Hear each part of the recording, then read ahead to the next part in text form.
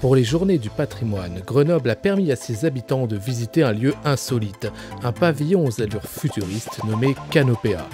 Ce bâtiment est en fait le prototype d'un projet conçu par des étudiants rhône-alpins qui a obtenu en 2012 le premier prix à la compétition d'architecture Solar Décathlon.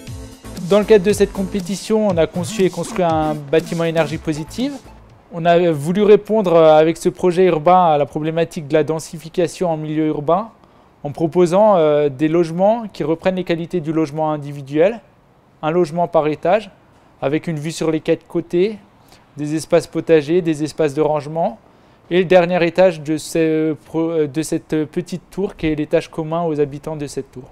On a voulu faire un espace commun parce qu'on a voulu mutualiser des services pour les habitants de la tour, comme la buanderie ou la cuisine d'été. C'est des choses qui sont très présentes dans les pays nord-américains et nord-européens, où ils partagent certains usages pour avoir un gain de coût dans le fonctionnement du bâtiment.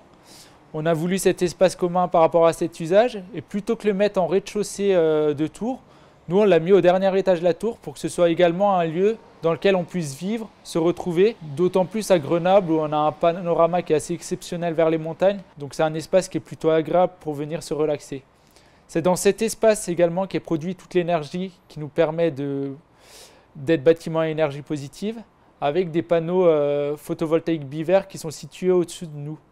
Donc cette espèce de feuillage qu'on voit au-dessus de nous, c'est des panneaux qui produisent de l'électricité et qui permettent au bâtiment d'être autonome en énergie.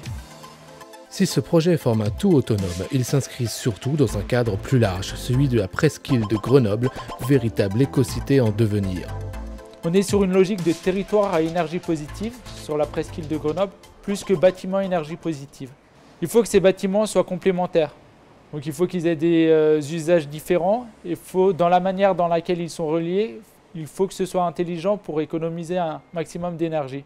On peut avoir un supermarché, par exemple, qui produit sa propre électricité et qui produit aussi l'électricité pour le bâtiment d'à côté. Donc c'est dans cette mutualisation des énergies qu'on travaille à avoir un territoire à énergie positive. On a également des sources de production pour l'eau chaude sanitaire avec des panneaux photovoltaïques thermiques et des sources de production pour l'électricité. Ça nous permet d'être bâtiment énergie positive sur ce prototype. Et dans le cadre où on serait sur une opération urbaine de 8-10 étages, on arriverait à subvenir à 40% de nos besoins. Cette visite du prototype, à l'occasion des Journées du patrimoine, permet aux Grenoblois de connaître ce projet en profondeur, mais elle n'est pas moins intéressante pour les acteurs de Canopéa. C'est toujours très intéressant parce que ce projet pédagogique est développé dans un cadre universitaire avec des chercheurs, enseignants et étudiants. Et c'est lors de ces visites qu'on se retrouve face aux vraies questions, face aux questions des usagers. Donc c'est très important pour nous aussi. On a beaucoup échangé. C'est une visite qui devait durer 1h30 à la base et qui a largement empiété sur le temps passé. Donc ça veut dire aussi que les personnes qui sont venues visiter avaient des questions et avaient envie de passer du temps dans le prototype. Donc c'est très positif.